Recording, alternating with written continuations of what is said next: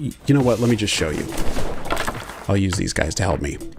You can see that as I move the camera side to side, the objects closer to the camera move across the screen faster than the objects in the back.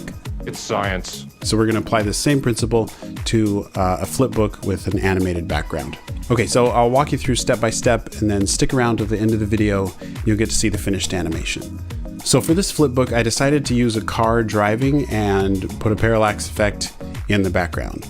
But step one was drawing this car on all the pages, just in exactly the same place on every page. You'll see that the car doesn't move at all, but by the end, it's going to look like it's speeding along. Okay, so after drawing the car, the same on each page, I then started working on the first background layer behind the car. When animating a parallax effect, I like to think about the background in terms of layers. So I'm adding the first layer of objects behind the car, then I'll go back and add the next layer behind that, and so on. Let me just clarify one thing real quick. You'll notice that I drew the road with this curve. And now as you see me draw in the background elements, I'm going to have them follow that curve. But this has nothing to do with parallax effect. You don't need to curve your background like this. It's just a style choice. I just wanted to try this kind of slightly curved perspective, and I thought it would be interesting to see how it looked.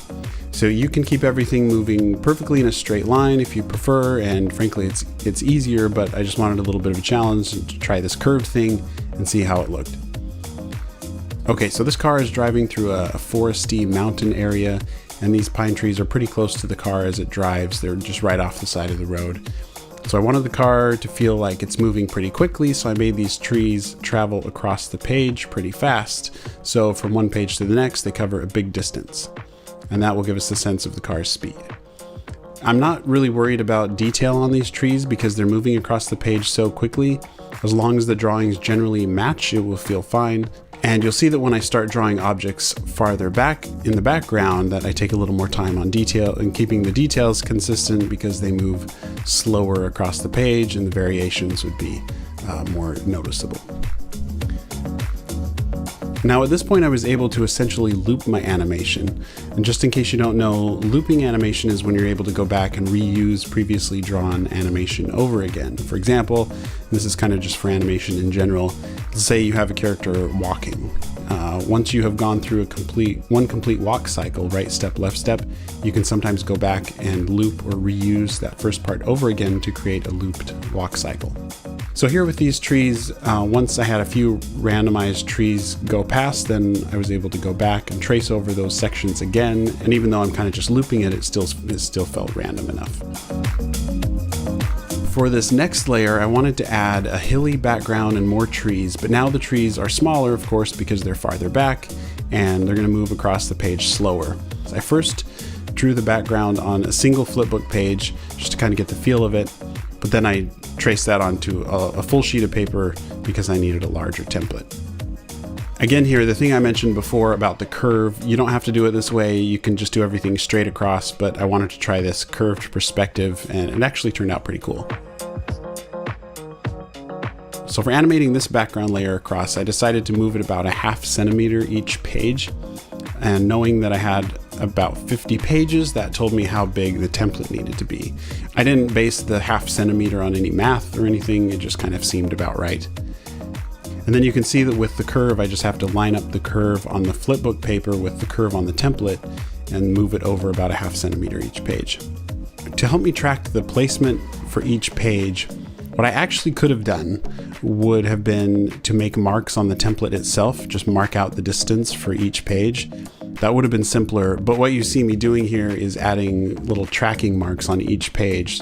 I then had a reference to use as I lined up the template again. So I could put that new page on and just easily line it up to where it previously was and then slide it over that 1/2 centimeter.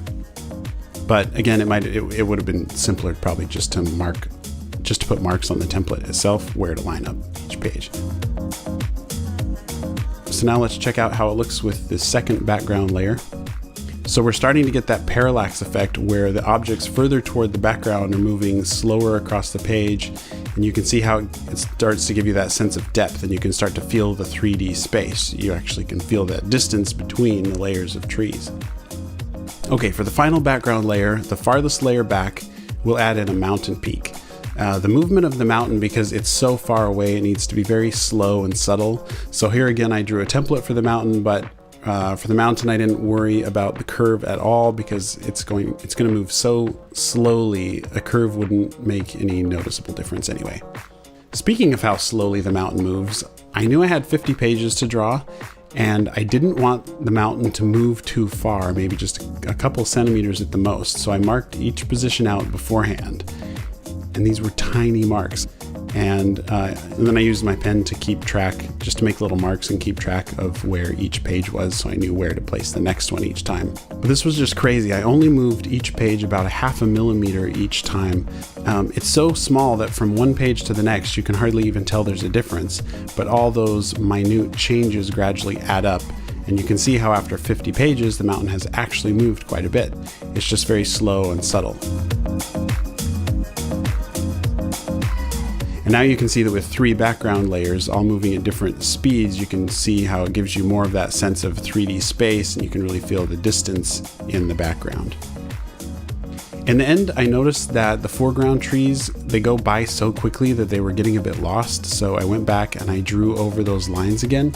By making the lines thicker and bolder, it helped the trees pop out a little bit more in the foreground and not get so lost, because they do move pretty fast.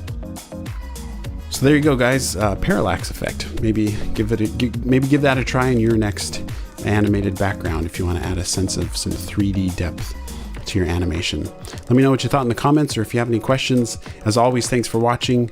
Keep creating, and I'll see you in the next video.